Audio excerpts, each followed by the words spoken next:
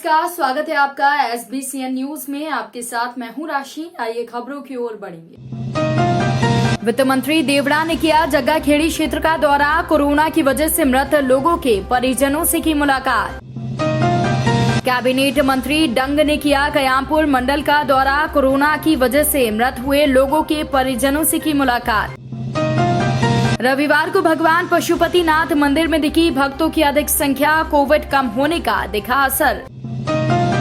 अपने कार्य करने की लगनता और मेहनत के कारण राज्यपाल अवार्ड से सम्मानित मंदसौर जिले की आदर्श शिक्षिका और मल्हारगढ़ तहसील के गरनाई माध्यमिक विद्यालय की प्रधानाध्यापिका श्रीमती ललिता सिसोदिया ने एक बार फिर अनोखी पहल करते हुए ग्रामीण महिलाओं की सहायता से करीबन अभी तक 7,000 से अधिक सीड्स बॉल तैयार करवा लिए हैं। शिक्षिका श्रीमती ललिता सिसोदिया ने बताया कि इस बार अनोखी पहल के तहत गांव-गांव जाकर एक अभियान चलाया। इसमें ग्रामीणों को सीड बॉल बनाकर लोगों को पौधे लगाने की समझाइश दी गई। पौधों से होने वाले फायदे के बारे में बताया और कहा कि जब ये पौधे बड़े हो जाएंगे तब वायुमंडल और ऑक्सीजन भरपूर मात्रा में मिलेगी और किसी भी प्रकार की पर्यावरण की समस्या नहीं रहेगी। शिक्षिका ने बताया कि स्वयं के वैसे अच्छी क्वालिटी के बीज खरीदकर गांव-गांव जाकर लोगों को सीड बॉल के लिए प्रेरित किया और इसमें 300 केशव श्यामा, 200 बहेड़ा, 500 महुआ, 200 चिरोल, 500 गुलमोहर, 300 लरसोड़ा और 200 टिमरू के साथ ही 200 शीशम के पेड़, 300 करंज, 500 नीम और 500 अमलताश के साथ ही 300 पलाश, 200 आकाश नीम और 500 इमली, 200 शहतूत, 200 अशोक के साथ बीजों के करीब 7,000 सीड बॉल तैयार कर एक मिसाल कायम की है। शिक्षिका ने बताया कि उनके क्षेत्र के गांव बांसखेड़ी, गरनाई, सुधवास और संजीत का भ्रमण कर कई महिलाओं से संपर्क कर उन्होंने सीड बॉल बनाने की जानकारी दी। सीड बॉल तैयार करवा लिए गए हैं। ये बॉल जैसे ही बारिश होगी जंगल में या सड़क किनारे, बागर में, अन्य झाड़ियों में इनको डालेंगे तो इनकी बारिश में ये अंकुरित होकर और चलने लगेंगे, जो कि भविष्य में बड़े पौधों में बनकर पर्यावरण में सुधार कर अपना योगदान देंगे। शिक्षिका ललिता सिसोदिया के द्वारा ये की गई पहल काफी अच्छी है।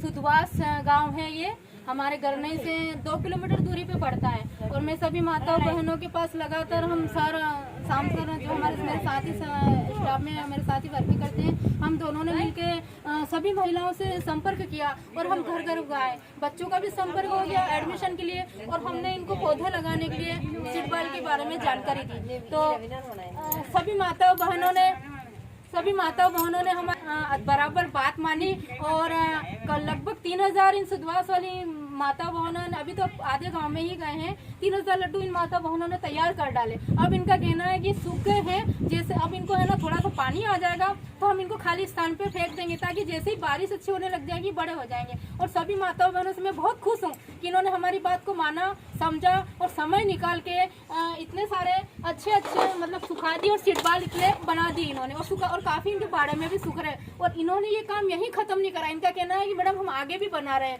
आप आगे बराबर हमारे संपर्क में रहना। और इनके सहयोग, जो मुझे सहयोग मिला और इनका साथ मिला, मुझे बहुत अच्छा लगा कि कम से कम महिलाओं ने इतना कीमती समय निकाल के नींद नहीं निकाली और सीड बॉल बनाए। पहले की इच्छा है कि हम और लड्डू बनाएं, तो मैंने इनके लिए आंवला, नीम और पलाश, बाकी और क्या है सर इसमें? पलाश है और उसके बाद ये शीशम और पीपल और ये चीकू, टिमरू और ये अमलतास। इनकी इच्छा है कि हम आगे से भी लड्डू बनाते रहें, तो हम वापस इनको बीज सारे वितरण करके जाएंगे ताकि अगले 8 दिन के अंदर और खूब सारे लड्डू तैयार हो जाएंगे। तो घने घने छायादार वृक्ष खड़े हो जाएंगे। तो आगे से जो आजकल कोरोना काल में हजारों मौतें हुई, उन लोगों से पूछो जिनके घर में इतनी कोरोना के कारण मौत हुई। हम सब मिलकर अगर पौधे लगाएंगे तो पर्याप्त लोगों को, पूरे देश को, सभी लोग अगर ऐसा संकल्प लेके हर व्यक्ति ऐसा काम करने लग जाएगा तो कितनी ऑक्सीजन मिलेगी। तो आज जो भयंकर इस महामारी से गुजरना पड़ा, कम से कम वो तो हमें नहीं देखना पड़ेगा। इसलिए मैं सभी माताओं बहनों को एक बार और धन्यवाद दूंगी कि इस काम को करने के लिए अग्रणी रूप से ये आगे आई है। Thank you. अबोर काय के बना रहे हो आप ये लड्डू? मैं टिमरू के बनाऊंगी। टिमरू के बनाइए। और आप काय के बनाओगे? इसके आंवला के। आप टिमरू के बनाओगे आंवला के। तो थोड़े ही दिनों में, 5-6 दिनों में और लड्डू तैयार हो जाएंगे। फिर हम लोग आएंगे, फिर एक साथ जाके सब पानी आने ही वाला है, खाली जगह जाके सब मस्ती करते हुए जाएंगे और क्या करेंगे, पौधे बोएंगे। फिर थोड़ी देर बाद अच्छे से बड़े हो जाएंगे तो क्या होगा, ऑक्सीजन मिलेगी। ठीक है, सभी महिलाएं, सभी माता बहन, सभी दादी, सभी वगैरह फिर से लड्डू बनाने के लिए तैयार है। रतलाम मंडल के डीआरएम विनीत गुप्ता ने शनिवार की शाम को मंदसौर स्टेशन पहुंचकर निरीक्षण किया। इस दौरान सांसद सुधीर गुप्ता भी स्टेशन पहुंचे। इस दौरान उन्होंने स्टेशन पर चल रहे कामों की जानकारी ली। स्टेशन पर सांसद ने भी डीआरएम को पत्र लिखा है। साथ ही सांसद ने ट्रेनों की संख्या में बढ़ोतरी के अलावा मिड इंडिया अंडरब्रिज के साथ अन्य कामों को समय सीमा पर पूरा करने की बात कही। डीआरएम के साथ रेलवे के अधिकारी मौजूद थे। अंडरपास को रेलवे के विकास प्लान पर भी चर्चा की गई है।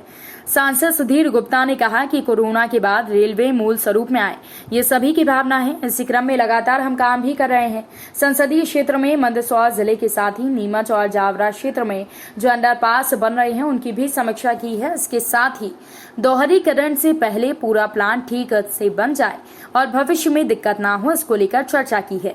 ट्रेनों की संख्या बढ़ाने के संबंध में चर्चा की है। इसे लेकर लगातार प्रयास चलता रहता है। कोरोना के बाद रेलवे धीरे धीरे मूल स्वरूप में आ रहा है। साथ ही ट्रेनों की संख्या तेजी से बढ़ेगी तो रेलवे के क्षेत्र में संसदीय क्षेत्र का विकास हो, इसी अनुरूप प्लान पर चर्चा की गई। दिव्यांग भाइयों को लेकर लिफ्ट प्रबंधन पर भी चर्चा की गई है। जो काम चल रहे हैं उनकी समीक्षा की।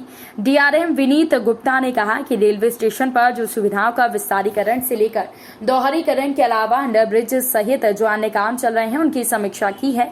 सांसद सुधीर गुप्ता ने जो मुद्दे बताए हैं उनको जल्द पूरा करने की कोशिश है।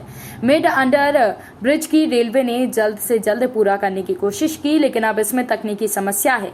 यहाँ जो काम चल रहे हैं उसका निरीक्षण किया जाएगा। ट्रेनों की संख्या आने वाले समय में बढ़ेगी। जो ट्रेनें थी वो चालू होंगी। जैसा सांसद जी ने बताया, जो यहाँ पे रेलवे के कार्य चल रहे हैं मंदसौर उसके आसपास के क्षेत्रों में, जिसमें कि रोड ओवरब्रिज हैं, अंडरपास हैं, स्टेशन पे सुविधाओं का विस्तार करना है, दोहरीकरण है, इन सभी पे चर्चा की।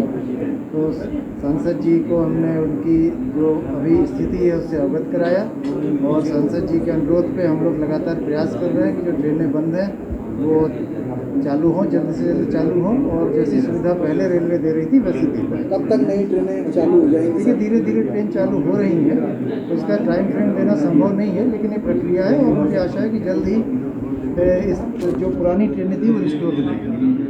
Sir, mid India under bridge निर्माण के लिए भी याचिका भी लगाई गई है और नोटिस भी जारी है। देखिए, ऐसा है कि हम लोगों का पूरा प्रयास रहा है कि वो जल्द से जल्द हम उसको पूरा कर पाएँ, लेकिन कुछ ऐसी समस्याएं पैदा हो गई जिसमें हम लोग उसको पूरा नहीं कर पाए। अब याचिका अपनी जगह बिल्कुल ठीक है, लेकिन एक हमें सबसे ज़्यादा बड़ी चीज़ देखनी होती है ट्रेन और उसमें चलने वाले यात्रियों की सुरक्षा से हम 1% भी खिलवाड़ नहीं कर सकते। कोई वैकल्पिक मार्ग निकालेंगे सर? वैकल्पिक मार्ग निकाला है। जो सिमना ब्रिज है, रोड ओवर ये हमारा नदी का ब्रिज है, उसमें पहले स्पान से हमने सुविधा प्रदान की है, उसका उपयोग किया जा सकता है। और जब बहुत ज़्यादा बाढ़ आए उसके अलावा वो हमेशा चालू रहता है और उसमें रोड भी जो बना हुआ था उसको ठीक भी कर दिया गया है। नहीं, देखिए, कोविड के बाद रेलवे अपने मूल स्वरूप स्वभाव में आए, ये सबकी इच्छा है और इसीलिए मैंने रेलवे में सतत जो ट्रेनें अभी हमारी बंद है उन ट्रेनों को क्रमशः लगातार वो चल कर आए, ऐसा चर्चा किया। दूसरा, जो ओवरब्रिज बन रहे हैं संसदीय क्षेत्र में, जावरा, पिपलिया मंडी, संजीत मार्ग, अंडरपास बन रहे हैं, उनकी प्रगति रिपोर्ट की, उनको कैसे शीघ्रता से वो आगे बढ़े और जनता को समर्पित हो, उस दृष्टि से भी हमने चर्चा की है।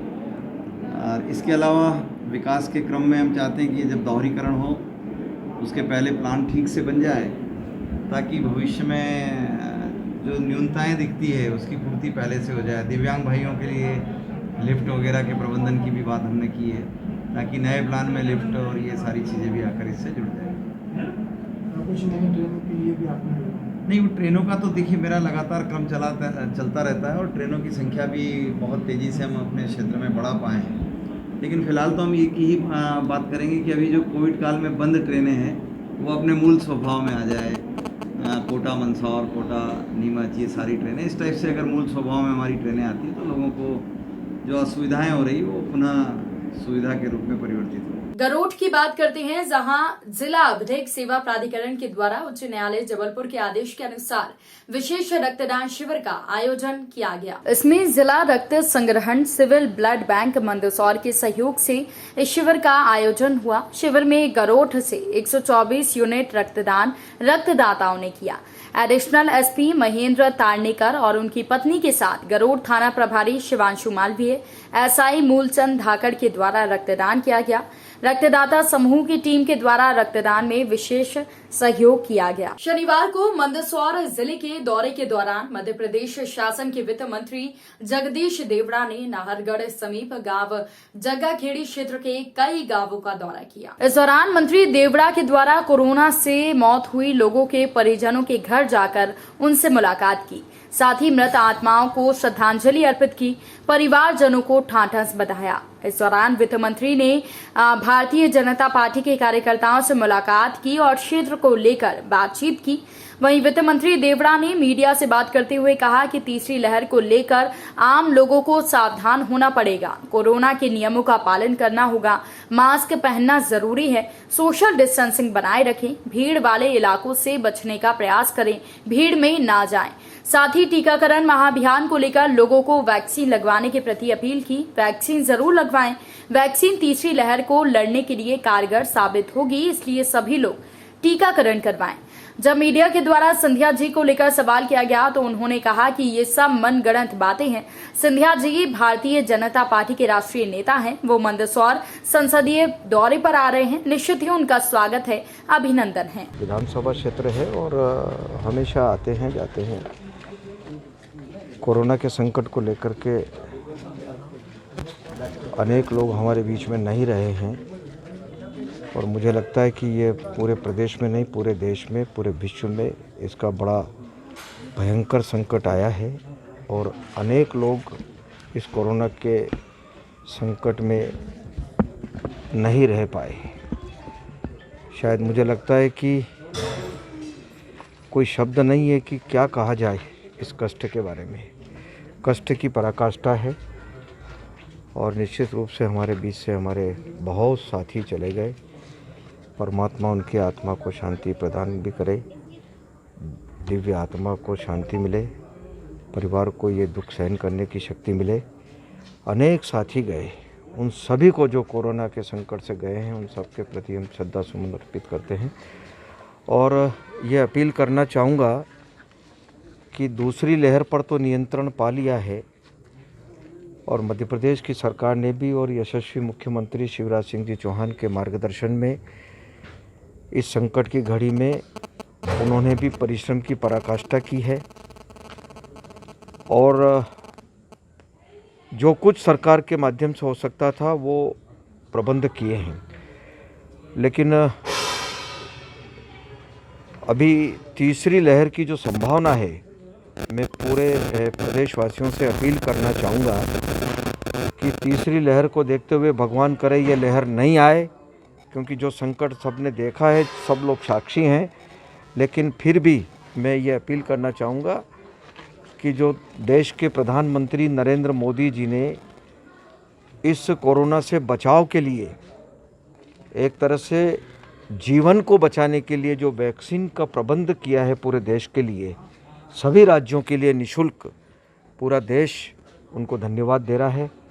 और मैं ये अपील करना चाहूँगा कि कोई भी वंचित नहीं रहे, हर व्यक्ति वैक्सीन लगाए, ज़रूर लगाए और परिवार के सब लोगों को भी लगाने के लिए प्रेरित करे, गांव के लोगों को करे, पड़ोसियों को करे। अगर एक व्यक्ति को भी अगर हमने प्रेरित करके अगर वैक्सीन लगाई तो मैं समझता हूँ कि ये इससे बड़ा कोई पुण्य का काम नहीं हो सकता। ये बड़ा काम है, हर गांव का व्यक्ति इसमें लग जाए कि गांव में ये होड़ लगना चाहिए कि मेरा गांव 100% वैक्सीन कर चुका है। इस होड़ को मुझे लगता है कि करना चाहिए, मास्क बराबर लगाना चाहिए। अभी कोरोना पूरी तरह से गया नहीं है, हम तो भगवान से प्रार्थना कर रहे हैं कि ये तीसरी लहर आए ही नहीं, लेकिन अगर आ गई तो उसके पहले हमको सारा इंतज़ाम करना चाहिए और सबसे बड़ा इंतज़ाम इसका अगर बचाव का है तो वो वैक्सीन का है। और मैं मास्क लगाने के लिए भी आग्रह करूंगा, सोशल डिस्टेंसिंग बना करके सब लोग रखें, सैनिटाइज का प्रयोग करें और भीड़ वाले इलाके से बचें, भीड़ भड़के से बचें, बड़े आयोजन नहीं करें। जान है तो जहान है, ये बात देश के प्रधानमंत्री जी ने भी कही थी कि अगर हम जिंदा रहेंगे तो सब कुछ होगा। आज एक सवाल और था, ज्योतिरादित्य सिंधिया के संसदीय क्षेत्र में सक्रिय होने से यहाँ पर सिंधिया समर्थकों का दबदबा रहेगा, ऐसे में पार्टी के अंदर एक नया गुट तैयार हो रहा है। ये सब मनगढ़ंत बातें हैं, ये बिल्कुल मनगढ़ंत बातें हैं। ज्योतिरादित्य सिंधिया जी भारतीय जनता पार्टी के राष्ट्रीय नेता हैं और निश्चित रूप से वो अगर मंदसौर संसदीय क्षेत्र में अगर आ रहे हैं तो उनका अभिनंदन है, उनका स्वागत। शनिवार को मंदसौर जिले के दौरे के दौरान मध्य प्रदेश शासन के कैबिनेट मंत्री हरदीप सिंह डंग ने कयामपुर क्षेत्र के कई गांवों का दौरा किया। इस दौरान कैबिनेट मंत्री डंग के द्वारा भारतीय जनता पार्टी के कार्यकर्ताओं से मुलाकात की और उनके क्षेत्र को लेकर चर्चा की। जब मीडिया के द्वारा मंत्री डंग से सवाल किया गया कि नाहरगढ़ बिल्लौद रोड जो कि नगर में सीसी रोड बनाना है, उसमें डिवाइडर बनेगा या नहीं, ऐसी चर्चा नगर में चल रही है, तो उनके द्वारा कहा गया कि ठेकेदार की बात हो गई है, डिवाइडर बनेगा और जरूर बने, ये भी हमारे द्वारा प्रयास किए जाएंगे, क्योंकि प्रोजेक्ट में डिवाइडर नहीं, गांव वालों की इच्छा जरूर है तो जरूर बनाया जाएगा।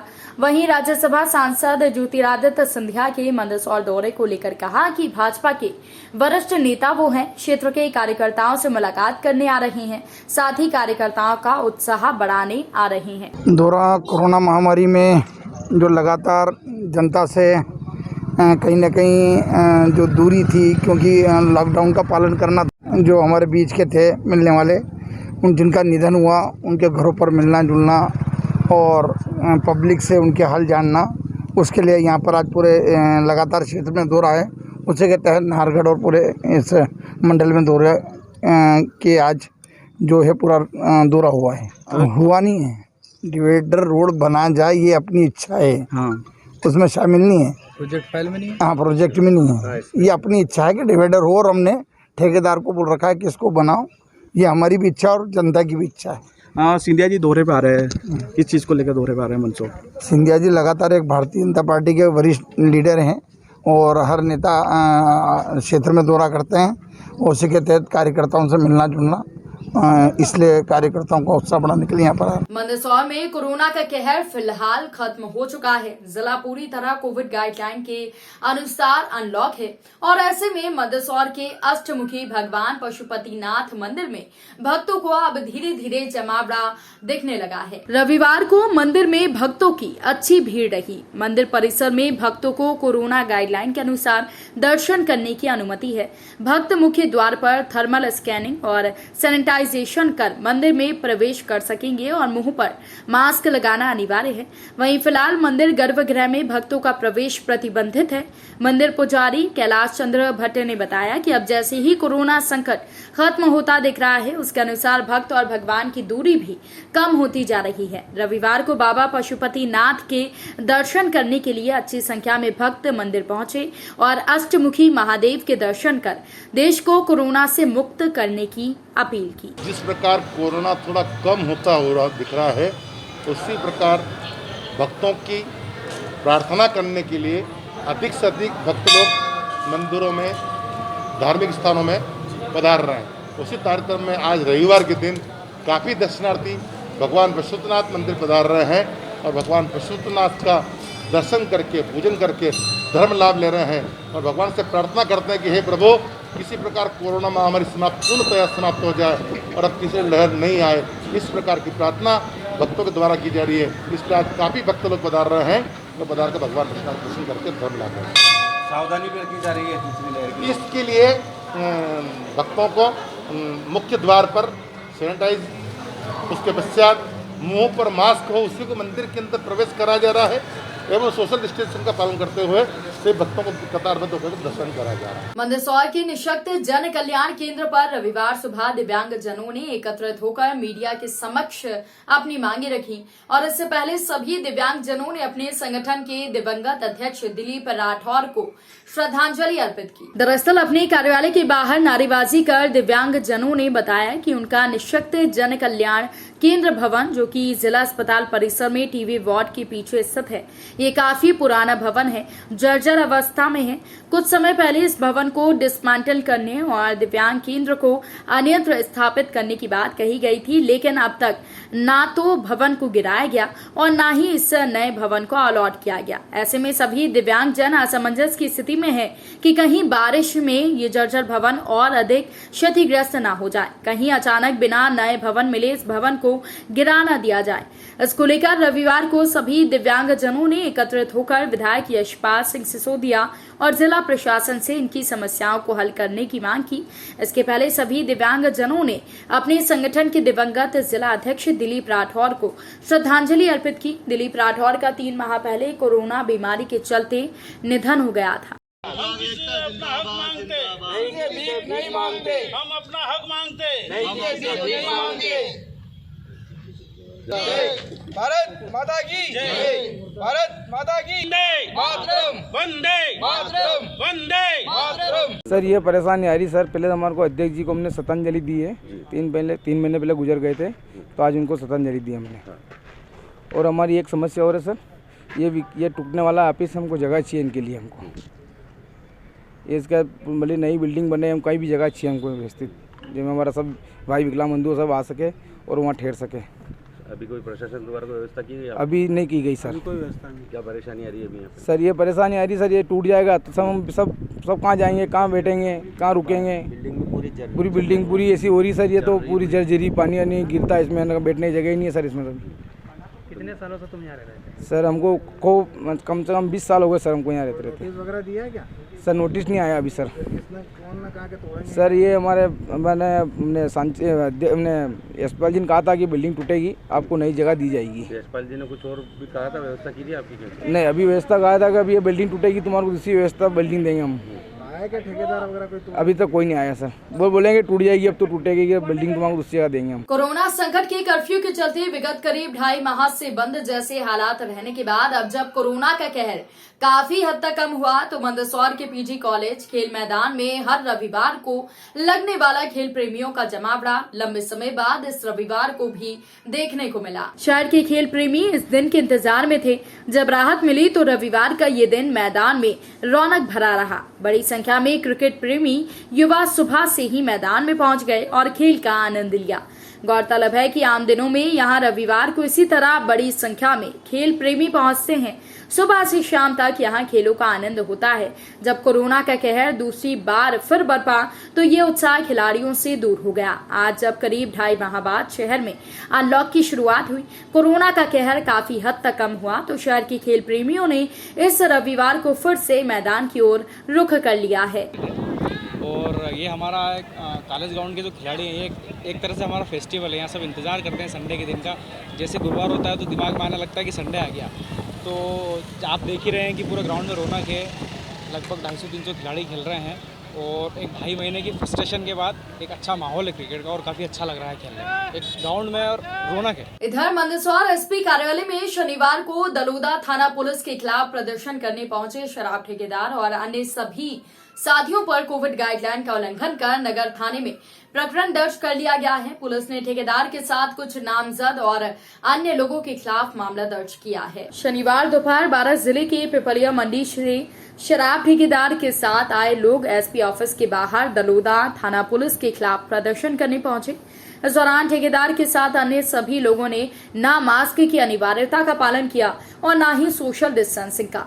इसके मद्देनजर रखते हुए पुलिस ने शराब ठेकेदार के साथ 15 नामजद लोगों और 30 अन्य लोगों के खिलाफ जिला मजिस्ट्रेट मंदसौर के द्वारा कोविड-19 प्रोटोकॉल के तहत दिए गए आदेश का उल्लंघन करने पर नगर थाना मंदसौर पर सबके खिलाफ धारा 188 और 269वीं भादवी के तहत प्रकरण दर्ज किया गया। मंत्री जिंदाबाद, जिंदाबाद, जिंदाबाद, हमारे नेता जिंदाबाद, जिंदाबाद, जिंदाबाद, पुलिस प्रशासन मुर्दाबाद, मुर्दाबाद, मुर्दाबाद, पुलिस प्रशासन मुर्दाबाद, मुर्दाबाद, मुर्दाबाद, पुलिस प्रशासन मुर्दाबाद। दलोदा में भी घटना के विरोध में कल यहाँ रंजीत सिंह और उनके करीब 30-40 साथियों के द्वारा यहाँ बिना अनुमति के यहाँ पे प्रदर्शन किया रहा था। एसपी ऑफिस में ज्ञापन देने आए थे, जिनको मास्क लगाने के लिए और सोशल डिस्टेंसिंग के लिए टोका भी गया।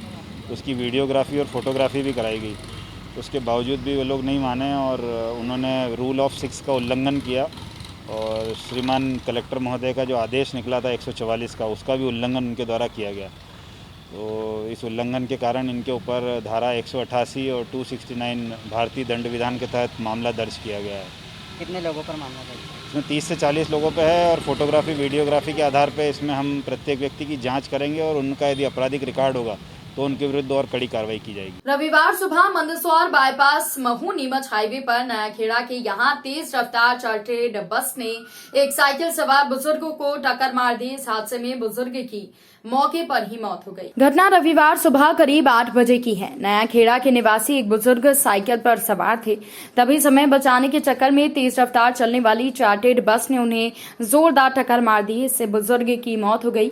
घटना के बाद गुस्साए ग्रामीणों ने बस के शीशे पत्थर मारकर तोड़ दिए। घटना की जानकारी मिलने पर नई आबादी थाना पुलिस मौके पर पहुंची और स्थिति संभाली। इसके बाद पुलिस ने मर्ग कायम कर मामले की जांच शुरू की। इस बुलेटिन में फिलहाल के लिए इतना ही। अपडेट्स के लिए आप बने रहिए SBCN न्यूज के साथ। नमस्कार।